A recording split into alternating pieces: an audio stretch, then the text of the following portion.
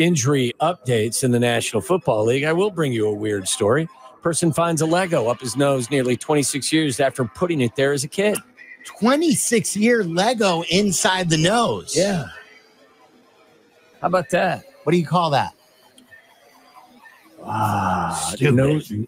Yeah, dumb. Like, I'm really... I was going to say nose candy, but it's really not nose candy. How could that be? Person in Arizona reported recently finding a piece of a Lego man stuck up their nose and said they believe it had been there since they were a kid, more than a quarter of a century ago. I'm not buying that. I think this is a bait and switch. I don't know. You know what? I actually, personal experience, not with a Lego, but I actually, when I was a child. Excuse me? When I was a child. Is this a cucumber? No. No. Jesus. What?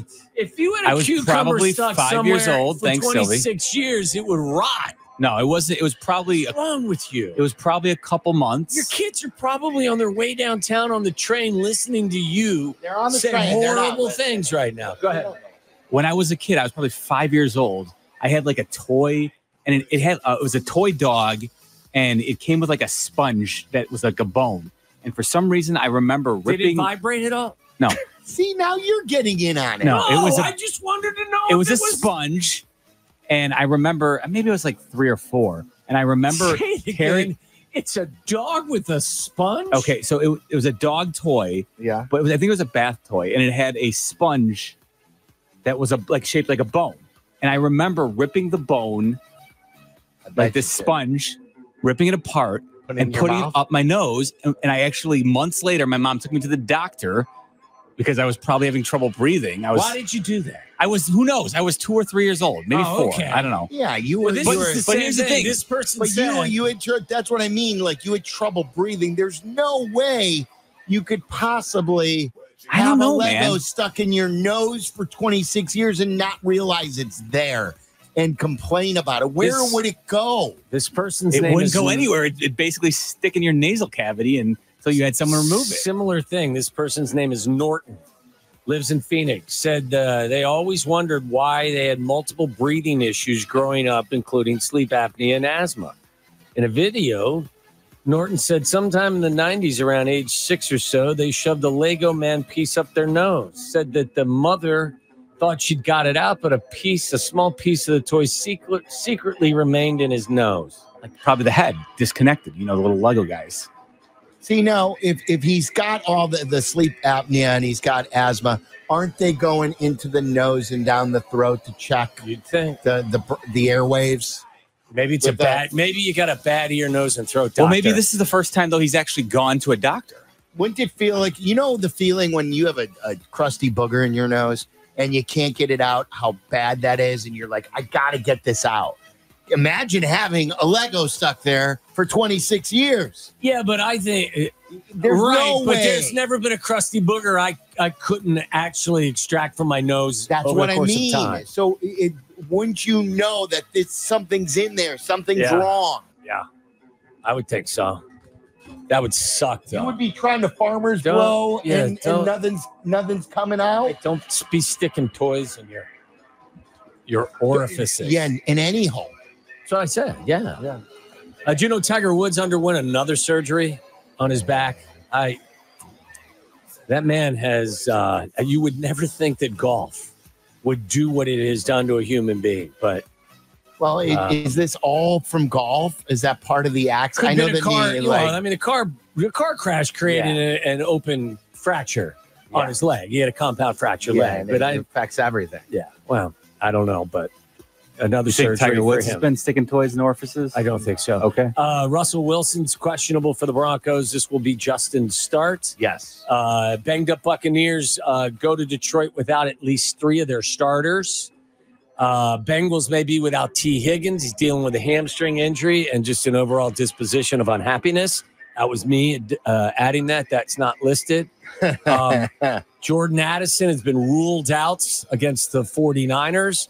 And speaking of said 49ers, Meller says there's an interesting piece of short tape with regard to Christian McCaffrey and Kyle Shanahan had some words. Yeah, Kyle was asked specifically about if they're considering putting McCaffrey on injured reserve. IR's still not an issue. That's something we're considering now.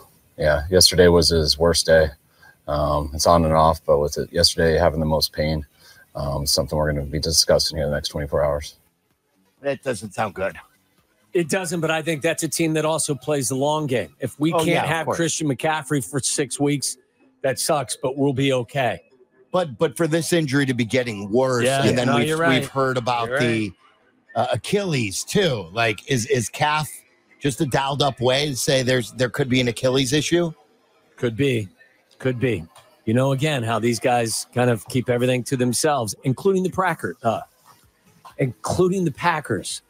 I need to talk to a speech therapist sometime early next year. Yeah, you're in the wrong business. I've struggled. Packers yet to rule out quarterback Jordan Love against the Colts. Come on. Like, are they just like, this is getting nauseating. He hasn't practiced. He's listed as questionable. Really? By the way, did you hear this Colts fan who sings these songs about the Colts weekly?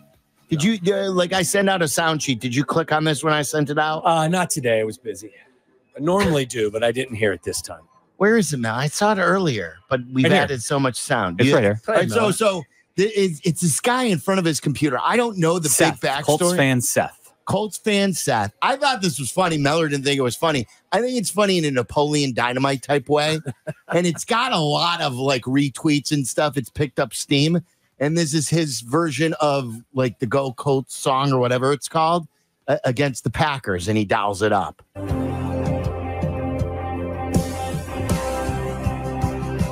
This is our Colts. This is our team.